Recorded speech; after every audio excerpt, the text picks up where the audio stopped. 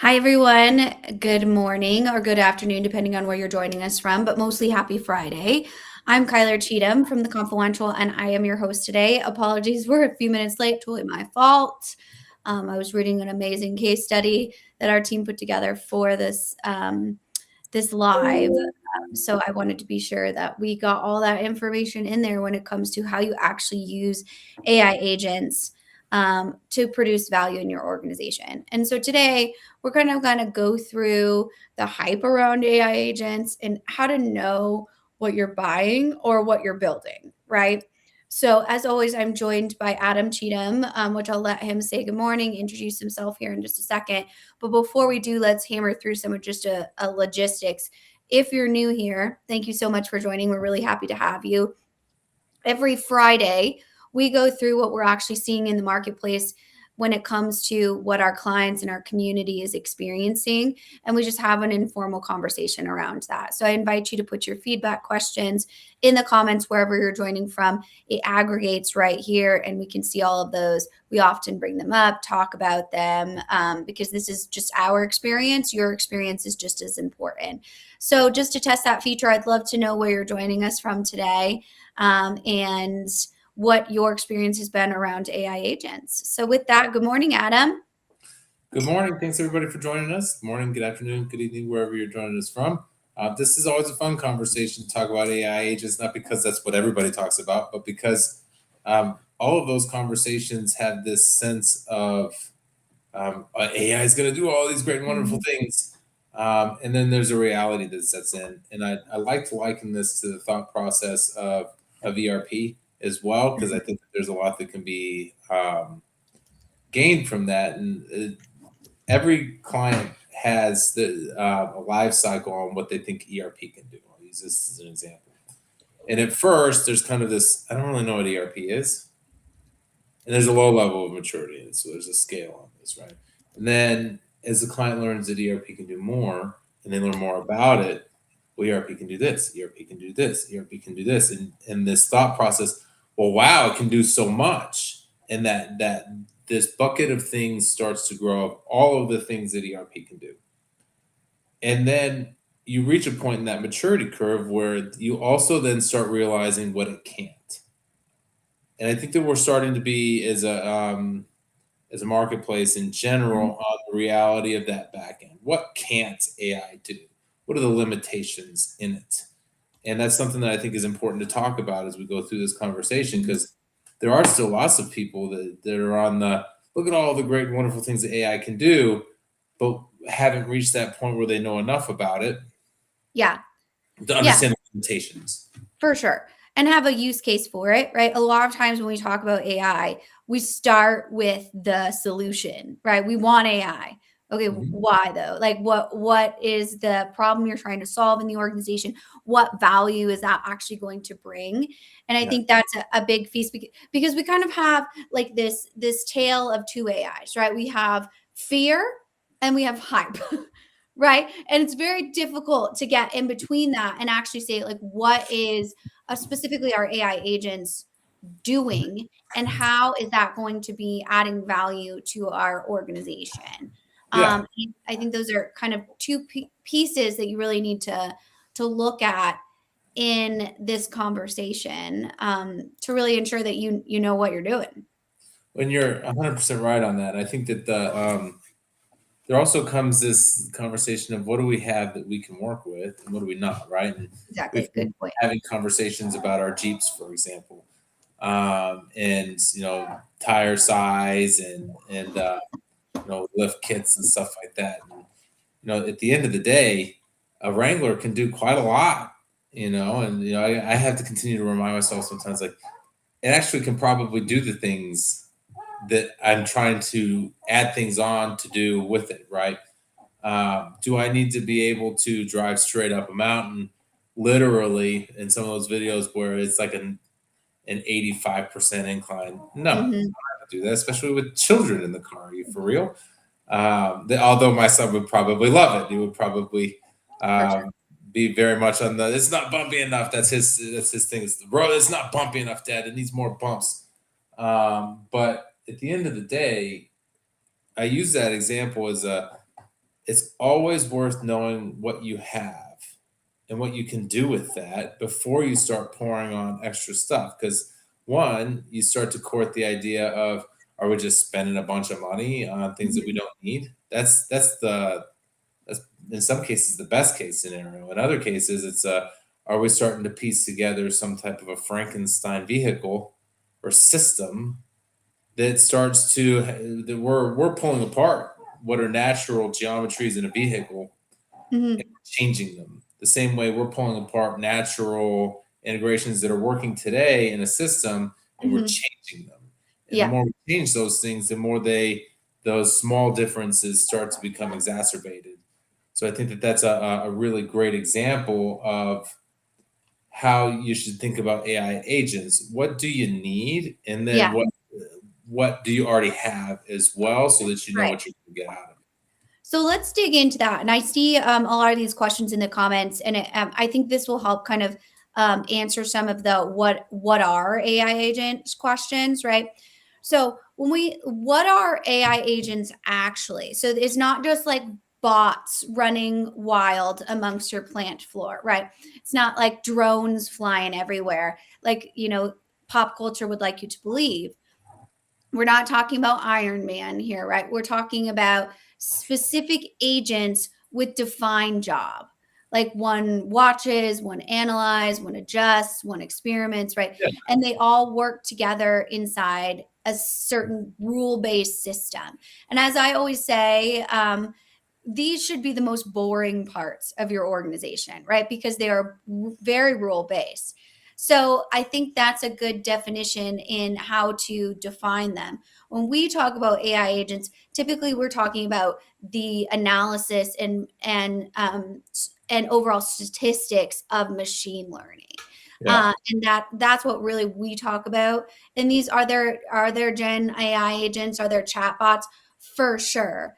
But when we talk about actually adding true value to the organization, we need to be looking at, hey, where are these areas in which we can deploy an agent that's going to help us on the side of variances? And we will talk a little bit about one of our agents that we utilize so that you can kind of get an idea of what we use. Yeah. But I think that's a big piece of this question. When people ask for AI, be specific about it. Are you talking about generative AI? Are you talking about neural networks, machine learning, predictive analytics? And you're wanting AI to do what exactly and why, right? So, So every time I see neural network, I always think of the Terminator. That my CPU is a neural net processor. It's just funny. The way that the world has understood this topic of AI for decades already is just sometimes ironic to me. But when Avery's 100% right on this, though, when you think about what are you actually asking for, right? In which pieces? Yeah, you could be asking for all of those things at the same time, and that's different than asking for one of them. Yeah, mhm, so the way that we've constructed it, I'll give you an example. Um, our proof of concept agent is a catapult agent. mhm, I like this case study because it's simple and identifiable. And the idea is, if you have a catapult, everybody knows what a catapult is, right? You have a catapult and you need to hit a certain distance. I'm not talking about max distance. I'm talking about a specific distance because that's more mhm. identifiable from a manufacturing perspective.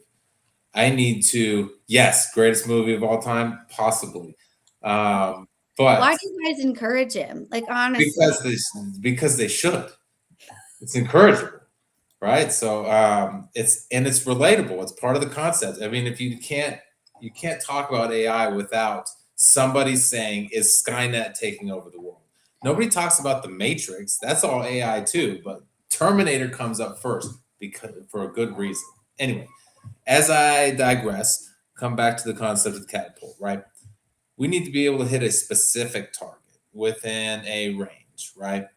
Not as far as we can go, because if you ramp up all of your machinery to output as much as it can, as fast as it can, for as quickly as possible, then you're gonna max out your equipment. You're gonna have breakages that are akin to trying to drive 65 miles an hour on the highway in first gear, right? It's just you can't do it. But how do we find that optimum space where we can hit this number reliably and within an acceptable amount of variability, right? And of course, catapults, if you throw a catapult enough times, you will realize that it's not exactly the same every time, which is fine. That's the Mhm. whole point of the model. And within that variability, you have the concept of what happens when things like the elastic band starts to wear, or Mhm. if you're outdoors, wind picks up, it starts to rain, this, that, and the other. Maybe it's a headwind, maybe it's not. But measuring distance in this space is important so that we can say we're outside of our acceptable limits. And if we're outside of our acceptable limits, how do we make corrections when we Yeah. should? And just as importantly, how do we not make corrections when it's not that big a deal, right? Mhm. Um, when we think about it, we have to understand those scenarios in manufacturing as well. So if we start to have this drift where our distance is lowering little by little, we're probably seeing some type of a wear on the elastic, right? So maybe it's time to replace that because we're not able to hit our Mhm. targets appropriately, or maybe we change the bucket position in Mhm. the launch angle for at least a little while to get a little bit more out of it, right?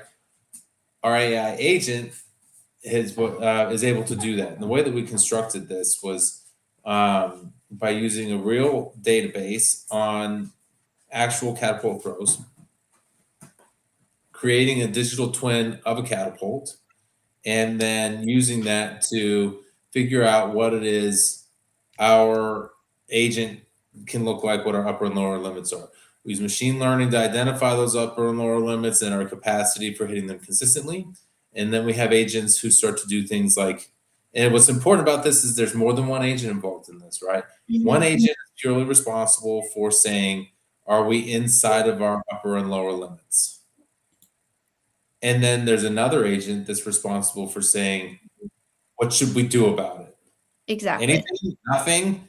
What are the corrections that we should make? And so in this whole scenario, we're using machine learning. We've run a design of experiments to understand what the upper and lower limits ought to be, and we have multiple agents. This is not we're just using AI for it. We Mhm. have a particular approach to it that is structured and is a system. And that systems based approach, I think, applies to so many things that underlies the complexity in all of what we're talking about here, whether it's Mhm. ERP, AI, Jeeps, catapults, whatever. They're all systems that I think need to be diagnosed in a way that understands the relationships between all the bits and pieces. Mhm.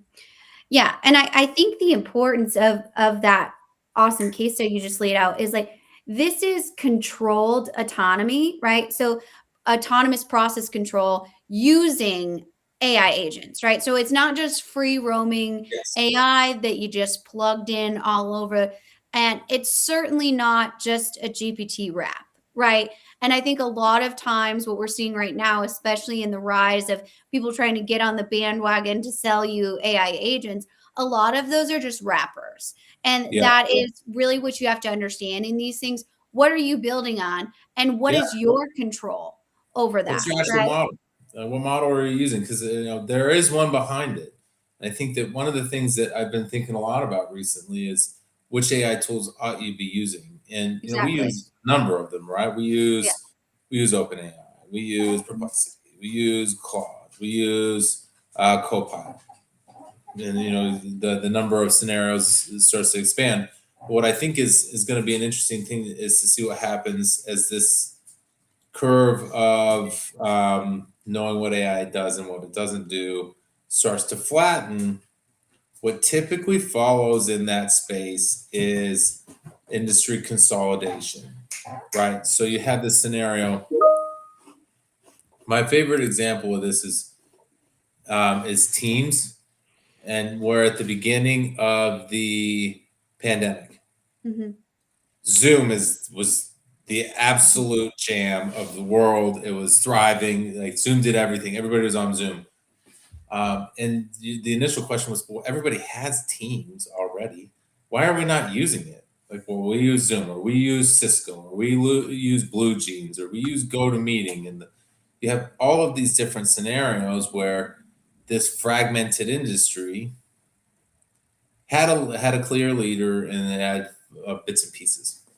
And then the pandemic happens, and somebody like Microsoft goes and says, "Well, you're already paying for our stuff. What if we just fix it?" Kind of. Let's be generous on fix it. Okay. Well, how many people use Zoom right now? I would venture a guess to say, and my camera's got Maybe close. you should use Zoom right now if you're. Well, restream is my problem at the moment because my camera's out of focus. But my challenge with it is if you're using Zoom today, you don't have the same level of access as everybody else who's using Teams. And it just is what it is. Everybody uses Teams. It's built into all of the Microsoft Office suite, and Teams has taken over the video conferencing space. And that happened within a year or so, right? I think that what we're going to see here is that same type of consolidation. I'm not saying that people don't use Zoom. People still use Zoom. But the days where I'm on literally Zoom one meeting, Teams another meeting, Google Meet a different meeting, WebEx another different meeting, in all the scenario, you throw in another rando like Blue Jeans and stuff like that. And those days are gone. Like if I'm on more than 2 platforms in a day, that's a busy day for my webcam. I think that's going to happen with AI agents and AI systems. I'm blanking on the word, but the models that we're using, AI models, is it ChatGPT? Is it Perplexity? Is it this or that? And I think what will happen is, I promise you, whether right now, everybody that's listening to this is at least on a PC and maybe not a Mac. Everybody has a little button at the bottom of their screen that is Copilot. It's already there, right? You're going to start realizing, companies are going to start realizing, I already have Copilot. I'm already paying for it. Why should I pay for something else?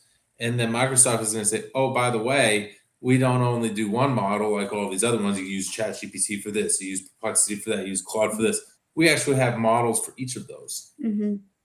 And then I think the Copilot's going to take over this conversation. Yeah. I think that the biggest advantage in this, hold on, I want to finish this because I'm on a soapbox and I like it.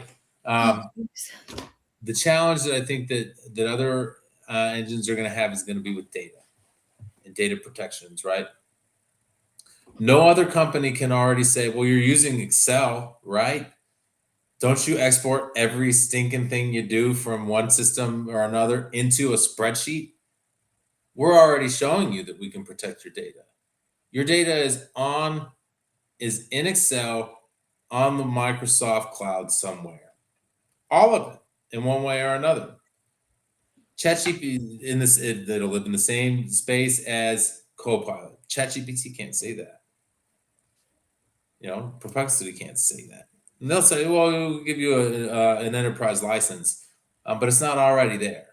You'll pay more for it. And I think that's where this is going to come into a consolidation. But that's a prediction. We'll see if I'm right this time next year. But who knows? Anyway, so I interrupted you. Go ahead.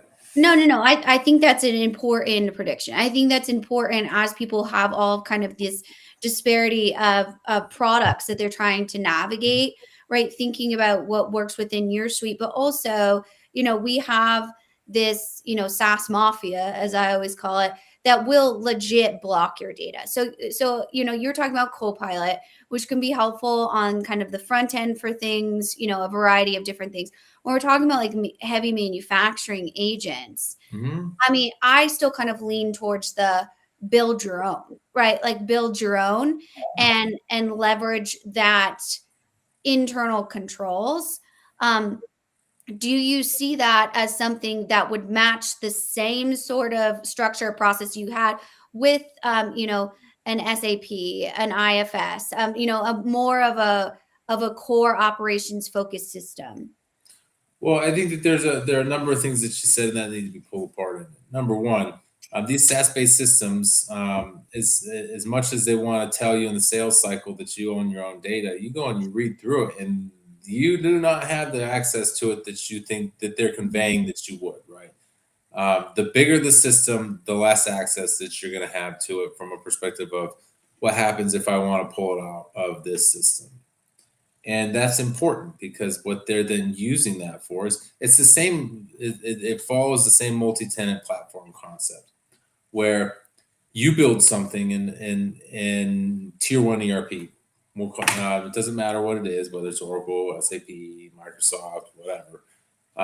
That code is shared on a multi-tenant platform. It doesn't mean that anybody can access your instance within that, but it does mean that you guys are sharing something. And that data is a part of that shared scenario, that shared content, shared environment, right? It all lives in that ERP space somewhere, and their AIs learn from your data. So when you start thinking about building your own and what you want to have in there, there's some of your data doesn't matter to the rest of the world. It's not proprietary, whether or not they know, especially for publicly traded organizations, right? Yeah. Like if it's anonymized throughout the year and then you report it out quarterly, is it that big of a deal if it's part of the shared knowledge space, right? Probably not, especially since when you report it to the markets, it goes on the internet, and now it's wildly public for all AI systems, right? So there's some of that doesn't matter, but there's some of that does. And so when you think about building your own, the way that I consider it is what does matter and what doesn't, and how do we make sure that we're building models and workflows that support our internal needs on what we need to be proprietary to us. And this is what I think is important in this is you can do that in a number of different ways, but you build workflows in it. And we use N8N to build these workflows, and we really like it. But the actual AI model, the algorithms, and all that stuff is one part of the workflow, right? You have the whole system itself and the different agents that fit into that workflow in different spaces built into N8N. So when you ask it to do this, tell me what this answer is. And then if this answer is this, go to that agent. If the answer is that, go to the other one. And those agents might be powered by different engines. And right now, what I think is happening is, someone says, do I need to code something new? Okay, if I'm going to code something new, and that needs to go to probably Claude, something like that, that's a bit more oriented towards that. If I need to generate new content, that goes to ChatGPT, it goes to OpenAI. And there are different tools that make different decisions within AI that enable agents differently. And this is where I think that the thought process of Copilot is really going to start sticking a bit better because Copilot does have the capacity to have different types of agents with different quote unquote skill sets. The same way individual programs have different types of skill sets. So I think that there's a lot to be said for that and a lot to be recognized in the space where if that in the scenario where you had to have different decisions go to different agents. And now you got, let's say you have Claude and OpenAI in there. Now your data's in both of those. Yeah. So that now we've got to think about how do we protect it from this one, how do we protect it from that one, and what do we protect from each. Whereas if you're using Microsoft, it's a little bit different story because it can all be in one. So I'm not saying that I at all think that would push Microsoft over any particular AI model right now. I'm just kind of thinking out loud from a perspective of if individual tools specialize in different types of agents and you have one that can actually do more than one type, there's a difference in value in that from a perspective of protecting your data. Yeah.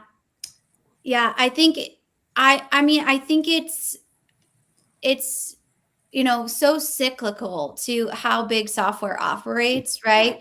In the fact, I got a question yesterday on our TikTok live about AI agents of like, do you think that these bigger systems will start to integrate with each other? And it's like, well, I think they'll say they'll integrate with each other, but it's not in their best interest, right? To integrate with another system that they don't have a license for, right? Yeah. Or they're not getting that subscription fee for. So if they're big enough, they'll just build their own and make you use it, right? And you don't have to use it. Like they certainly aren't going to lock you in their basement, but they'll lock a lot of things up that makes it very difficult for you to put it in your architecture and have a flow at the enterprise level. So, Yeah. Well, I you think know, the best example of that is, 10 years ago, if you didn't, if it, every single ERP, 10 years ago, every single ERP provider had a standard integration with Salesforce. Standard. Out of the box, is pre-built and it was designed to hook up to Salesforce. Because if you didn't hook up to Salesforce, you didn't win the business. Everybody was using Salesforce. And it just was that way. Now, what happened in that scenario is each of those larger providers then said, "Well, there's a chunk of money that Salesforce is taking that we should go after," and they built their own CRM following the Salesforce model, where now each of those large providers says, "We do that. You can't." And then what's interesting is how almost overnight the conversation flipped from, "Yeah, dude, everybody we integrate with Salesforce. That's easy yeah. to." What are Mhm. you talking about? You can't integrate with Salesforce. That's impossible. Nobody does that. And how ridiculous that you would even suggest such a thing, right? Right. So, and I think that where you're at in that conversation is right now, that conversation would be like, yes, all of these agents can talk to each other. All these models can be compatible. But I think what will happen is there will be some sense of consolidation. Mhm. What a big deal it would be if OpenAI bought Perplexity, for example. Those types of things, and you have that consolidation because they're certainly not going to buy Gemini, and those types of things. But what happens when the market consolidates? Because it will, it always Mhm. does. Yeah. And then when they start buying each other up, ERP providers will buy some of them. What here's a great. What happens if SAP buys Perplexity? Now that's even more interesting, right? And this is the way software works, where if somebody does Mhm. something that you think is valuable, or is at least more valuable to them than it is to you, and is costing you business, you go buy them. Mhm. And Yeah, so always. Yeah. a lot of Yeah. that will start happening here very soon. Looking at you, NetSuite, right? Who's not Oracle, who doesn't want to say they're Oracle, but they are. Well, so I think this is helpful when it comes to like market predictions. Let's kind of shift to if you're looking at Mhm.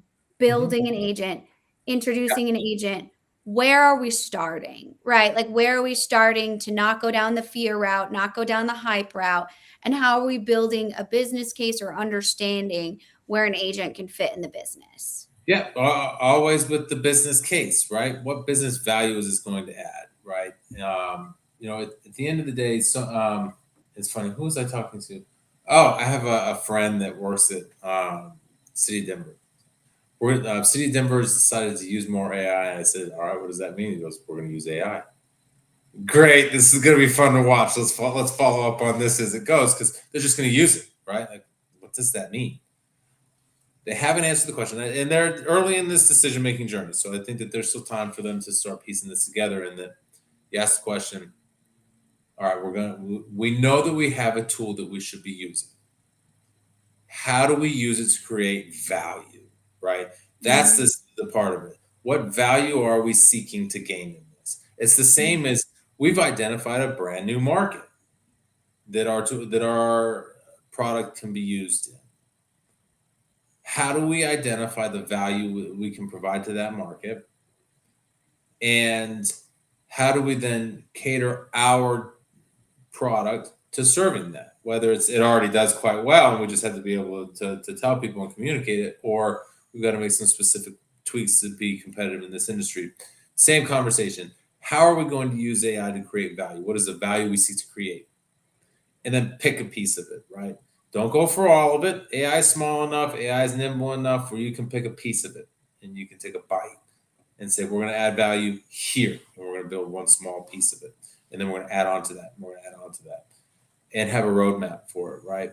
When you start road mapping out your processes, and this is where we expect AI to add value, that's where you get more prescriptive. And now we can dig in and say, now, if I'm going to add value here, I am going to decrease the amount of WIP between this step of the process and this step of the process. Because for whatever reason, we have this massive amount of work in process inventory that sits here. It costs us an inordinate amount of money for all of that to sit there. And we need to figure out how to take that particular step and shrink the work in process inventory. How do we do that? Now we can put an AI agent towards it. Okay. So what is our throughput on the step before? What's our intake on the step after? Right? Maybe it's just simply that we're putting out too much here and we're not able to take that amount of inventory there. Maybe there's a step in there that's an inefficiency that for whatever reason we're changing things over differently.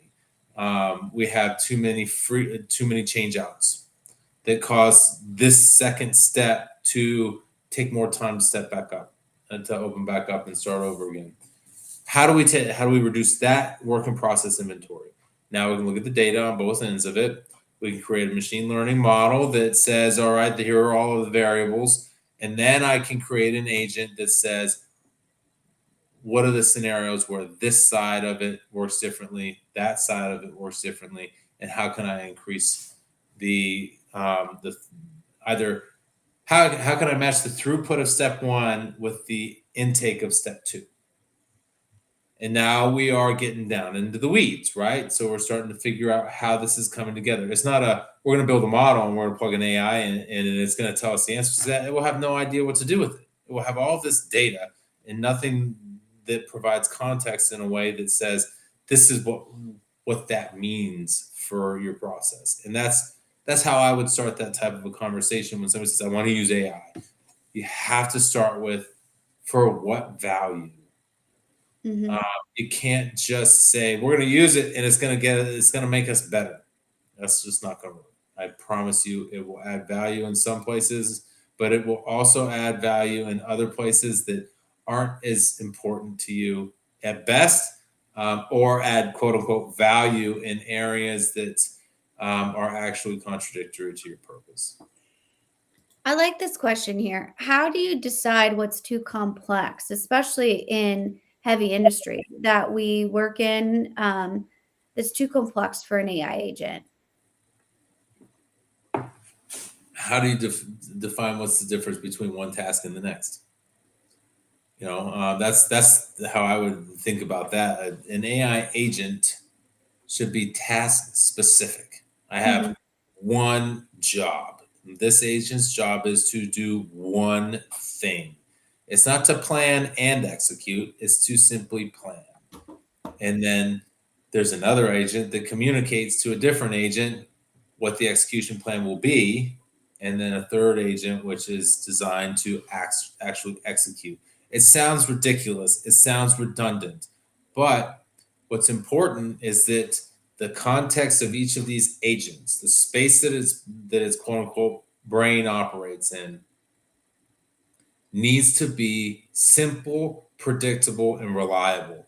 This is part of how we eliminate the issue of hallucinations. You create a strict context. Then that way this agent's not thinking about all this stuff over here that it doesn't have context or data on. It's in a scenario where it operates in a nice, neat little box. And so in order to do that, we break it up. What I love about this part of this question is that it fits so well into project management. How do you break a project down into tasks and action items on who's going to do what? You should do the same thing with your AI agent workflows. What is each individual task? And then how can an agent enable that singular task? And maybe you have 10 tasks and you have 10 agents. Maybe you have 10 tasks and you have 15 agents because you need an agent to move each task to the other one. And then you actually have to have a 16th agent whose job is to facilitate that actual process flow. And that's all they're supposed to do, move one thing from one step to the other. This is a part of the architecting of the AI agent network that you should be building. There's not one agent. Absolutely. That makes a lot of sense. And I think, again, to my point, the most boring part of your organization, right? And when we start to talk about it in that way, we start to think of less kind of magic of that we're going to use AI to be better. Okay, well, in just saying that, you are worse because you don't know at all like what time and resources you're bringing to your organization to produce that value. We're going to use AI agents to better understand traffic signaling.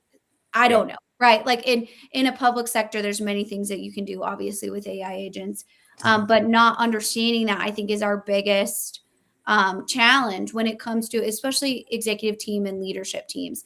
So that brings me to my next question: what happens when you don't have an executive team at all that understands this type of? And I would say for 90% of larger businesses, that is the truth. And so what are you doing to kind of bridge that gap between, hey, you told us to do AI, right? This is where we found the most value as the project leadership team, even as, the director network tier of the organization. How are you going to explain to the executive team in that devil's triangle, right? That we always talk about Mm. leadership point, Yeah. um, IT in the business. How are you going to explain to the leadership team that this is important and they need to get behind it? I think that the best way to do that is, well, the leadership team is supposed to be able to provide you an idea of where that value is going to come from, right? That concept of we're going to use AI to create this value. They should be able to provide you with some guidance on where they expect that to happen, right?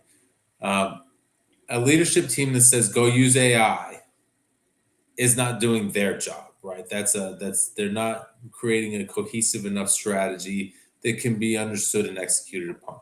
They are exacerbating the gaps in the devil's triangle. But when they say, at the very least, I want you to use AI to improve our throughput in the operations segment, and I want you to use AI to optimize our supply chain. Now we've got some things that we can tinker with, right? The leadership and procurement can go run with that, and the leadership and manufacturing can go run with that. They should talk, right? Because these things are related. To you can't have throughput if your supply chain stinks. Your throughput's going to slow down, right? You just won't have the input of raw materials to support a high throughput. But there will also be pieces that need to be done independently. So your supply chain needs to connect in a way that is supplying the right raw materials to manufacturing when it needs it.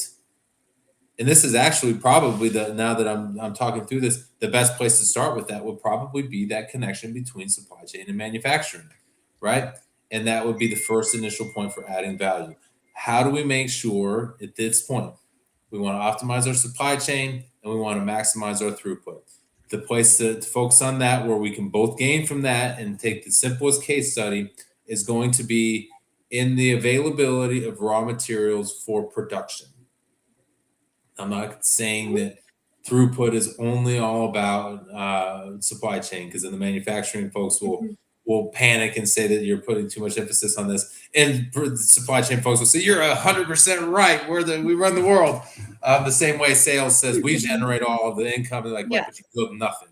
Yeah. It's there's a relationship in this, right? But if you focus on that step, and then you say, you take that point and you draw it forward, and the supply chain side of it is to draw it forward in the process to say, okay, I need to know what manufacturing needs and when. So from a production planning and an MRP perspective, demand planning and the like, I can take that engine and I can pick a spot. I can pick one piece of it and say, you know what? Let's take our most critical raw material for our most profitable product, or maybe not most profitable, because we're talking about increasing throughput, our highest quantity produced. Take what we make the most of, and then take our most critical raw material on that. And I want to build an agent that takes the data and creates a model on what does it look like when our raw material um, receipt for that slows down and speeds up. What are the impacts of that? And it may have impacts in lots of places, like inventory storage, especially if it's something that takes up a lot of space. But what happens if I speed that up?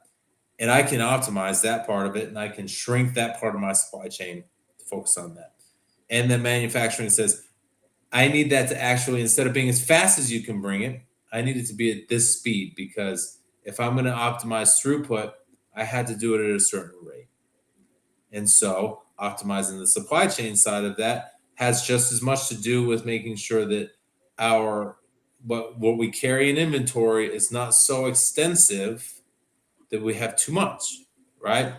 So now we're talking about how supply chain and manufacturing connect together. And now we've taken this thought process where leadership has given clear guidance on, I want you to use it to increase here and here.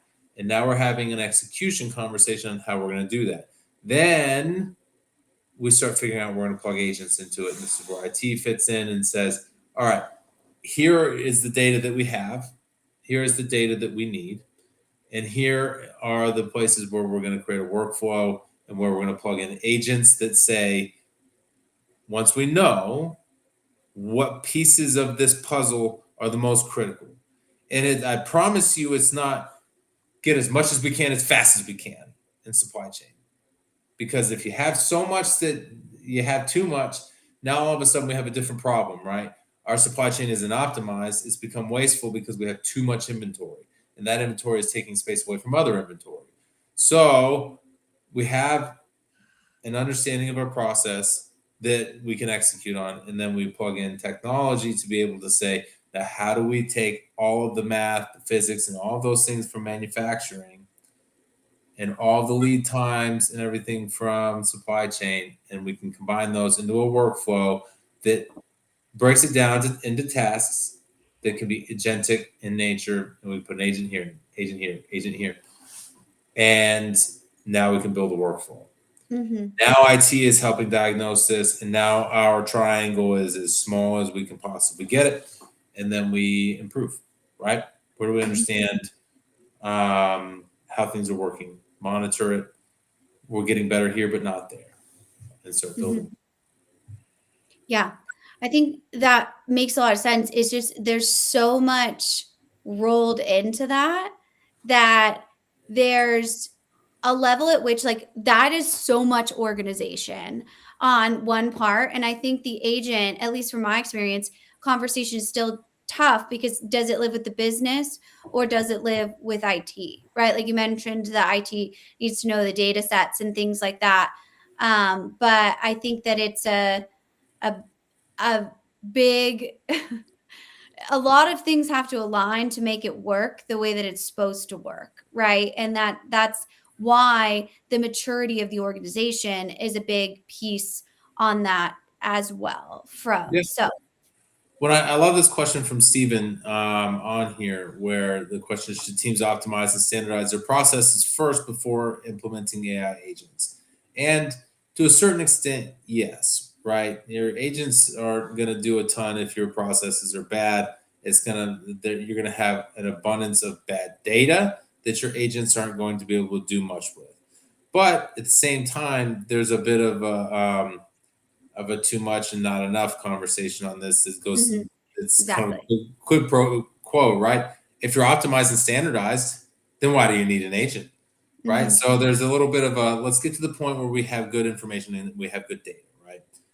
Let's get to the point where our process is functioning at a high level. And so we have the space to work through additional optimizations that AI agents and automation and those types of things can help with, right? Mm-hmm. You can do a lot of damage by plugging AI in too fast because your data is not good enough.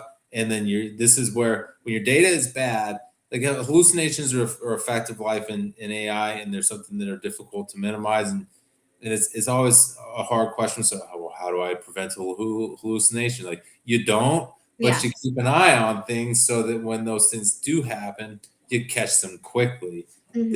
You still have to have human intervention in this process. AI agents can't do everything for you. But at the end of the day, you have to have a good enough process that is standardized enough for your AI agents to understand it and provide meaningful feedback. that's when they can add value. Then if you do get to the point, and there's another piece of this that's important though. If you do get to the point where you're so optimized and standardized that you're a well oiled, fine-tuned machine and you don't need an AI agent, great. Yeah. Like why that's the implementing AI just for the sake of doing it doesn't mean anything. So if you do get to that point, fantastic, good for you. But so I would say that to a certain extent, yes. But at the same time, if you can get to the point where it's fully optimized and fully standardized, then the AI agent provides no value. That's not a bad spot to be in. It's just a different spot. I would Yeah. say you can get farther if you standardize to the point where you're reliable, and then you plug in an agent. Absolutely. I mean, anything that involves AI and automation has to be rule based. So if you don't understand how you do the task, Yeah. certainly no piece of technology is going to, no matter if it's an agent or whatever else. I think the way that I look at it from a high level is it's not a replacement of people, right? It's the goal is to take manufacturing from more reactive to intentional, right? So intentionally having guardrails that catch those hallucinations by empowering those human operators to like take a breath. The way I see catapult, if you were here for kind of our catapult, is like that gym on the manufacturing floor that's been there for 40 years, that's cool, calm, and collected, while junior operators are, running around being like, this place is broken. And he can tell from like the hum of the machine if this is just one weird variance that we put out and there needs to be an adjustment and it will fix itself. That's a lot of times how I think of an agent. It's an unemotional, as opposed to a human operator that might overcorrect. And so, Well, but go ahead. Never mind. I was just going to say, but that has to have process work around it, right? There has to be an understanding of what process you want the AI agent to take over. Yeah, but I think that a good example in this, maybe maybe this is going away because stick shifts don't exist anymore. But is in a manual transmission car, if you don't know when to switch the gears, there's a piece of that is you got to figure that piece out 1st, right? In order to know how you get from first to second to third in a way that at least gets you moving with the flow of traffic somewhat, you got to know that piece of it first. And you got to know that about your processes, right? Where do those gears change? What are the pieces of it that fit together? And how do you feel your way through that as an organization working through your processes? And then you start thinking, how do I make that better, right? This is where we go from being somebody that knows how to drive a stick shift to somebody who can drive a performance vehicle. Yeah, that's different, and there are different applications in it, right? If I'm driving a sports car, a Corvette, Lamborghini, an M3, whatever, how I drive a stick shift in that scenario is wildly different than how I drive a stick shift in a Jeep off road, right? I need my RPMs to go up quickly after engaging gears fast versus. How are you guys AI? I love it. We try our best. Our AI agent is asleep on the chair behind me. Yeah, right. Uh, Just years of experience in our head right. just rolling around up there. But thanks for Um, asking. People that's actually ask me if I'm AI a lot on the internet, and I'm like, what? But at the end of the day, the purpose is different though, right? If you plugged in an AI agent that drives a race car and you put it in a Jeep, on a stick shift Jeep on a trail, and its purpose is to be a bit more like and I'm gonna butcher this, but I'm gonna do it on purpose. In driving a stick shift on a race car, it's literally boom, boom, right? Your foot comes off the gas and into the clutch, and then back on the gas as quickly but as smoothly as possible. In an off-road scenario, you're talking about little bit, right? Your foot comes onto the clutch and you're kind of feathering it a bit, so you are more intentionally deploying a much finer amount of power to your wheels as you're trying to figure out where they are on the trail. Wildly different. You need to know the difference in those things for your business, in that if your process is not optimized or standardized enough to know which one of those scenarios you're in, you're going to have a problem, and you're going to be in a position where you're trying to do something in the wrong direction on your on shifting gears. Now today everything's an automatic, and nobody knows how to drive a stick shift anymore. So maybe maybe that analogy falls flat on at least some of our younger audience. But I think it's a valuable thought process in understanding optimization and Mhm. how that happens differently in different scenarios. Yeah. And definitely something I think you can tell to your executive team, right? When we're talking about like how to explain these types of things. Analogies are actually incredibly helpful because it's still such a new piece of technology. We Yeah. have to be able to understand what it looks like. Speaking of that, in the last 5 minutes here, I always want to leave the team with something we can do today, right? Of something that we can look at, we can consider, we can start to move towards. So I think something that I took out of this conversation for sure is, make sure that you're familiar with Copilot. I think everyone, needs to kind of go down that route, and just be aware of what that looks like in any sort of Microsoft Mhm. operating system. And then also understanding where agents, not just an AI agent, right? Because there's definitely more than one in these processes, can provide value. With the catapult, we mentioned how we do that through some sort of measuring system, whether it's temperature, distance, all those types of different things. And what that looks like from a variance ratio. Mhm. Um, how much of that variance you're comfortable with, how much of it you're not comfortable with, right? And so starting to document those types of things so that you are able to program a role-based agent is going to be a good start. What would you add to that list?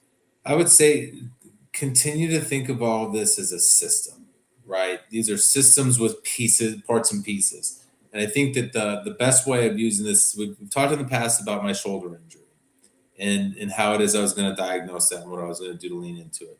And what I decided to do was start to treat it like a system.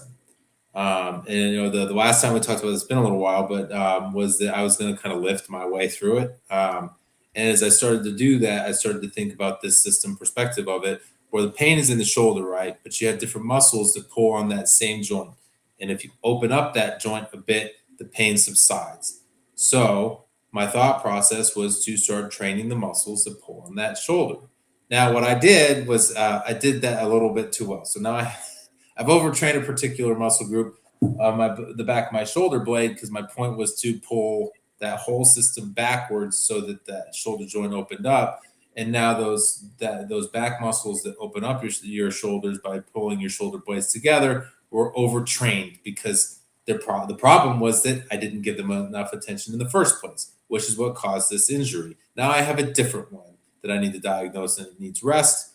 And once it gets rest, I'll take it back a step and I'll start thinking of it a little bit more like that system, right? I need to address both of those pieces now. I certainly can't focus on just the one, middle back muscle and lose the progress that I've gained in my shoulder.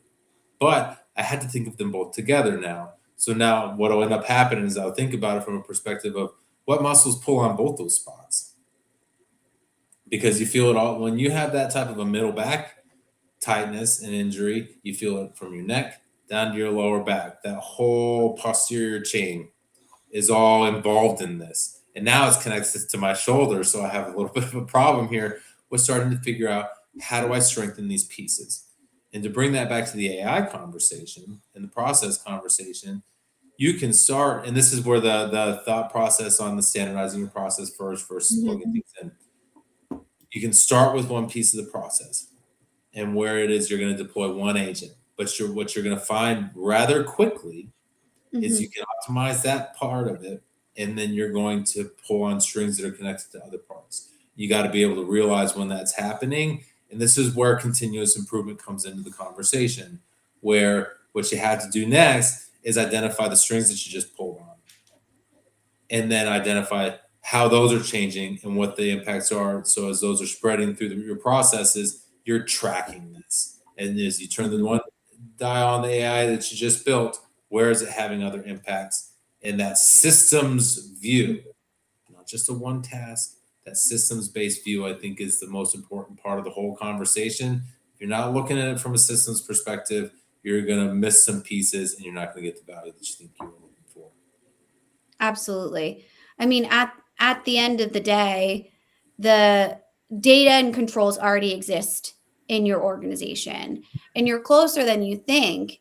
It's more a question if the agent fits or not, and whether or not your team is ready to trust that, right? Those human operators, which is a big part of that process, not just task based, but culture based as well. So, this has been a great conversation. I just want to open it up if anyone has questions, because this is so specific, right, to each organization. Every time we use the catapult, each organization uses it differently. I invite you to shoot us a DM or comment here if you have any additional questions. We always go back in and open those questions and make sure that we're addressing specific concerns. So it's a great opportunity to just kind of ask that in a no pressure environment, right? So we do these every Friday for the most part. So next week we'll be here. We also do 3 TikTok lives a week. If you want a different format to kind of jump in and ask questions, you're welcome to follow me at Kyler Cheatham over there. So thank you so much for being here. Thank you for these amazing questions. They really do help the greater community have transparent conversations around this, which is our mission here. Thank you to you, Adam. And I hope everyone has a great long weekend, hopefully. All right.